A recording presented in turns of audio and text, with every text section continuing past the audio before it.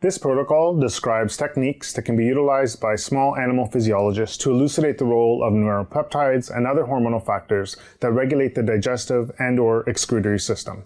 These techniques allow for measurements of micro-sized biological samples that would otherwise not be possible using techniques designed specifically for larger animal models, including, for example, rodents and teleosts.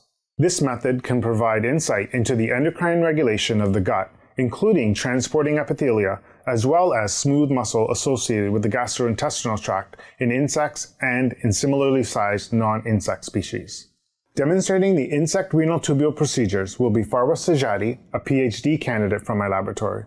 Additionally, a former graduate student from my lab, Aryan Lajevardi, will be demonstrating the hindgut-focused protocols.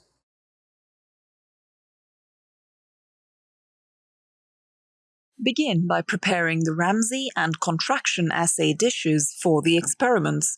Use a pipette and fill wells with up to 20 microliters of solution. For unstimulated controls, fill the wells with 20 microliters of Aedes saline Schneider's medium.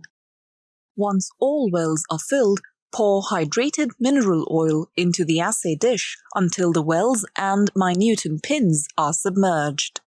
After immersing the tubule in the well, pick up the proximal end of the tubule with forceps, remove it from the bathing droplet, and wrap the end around the pin.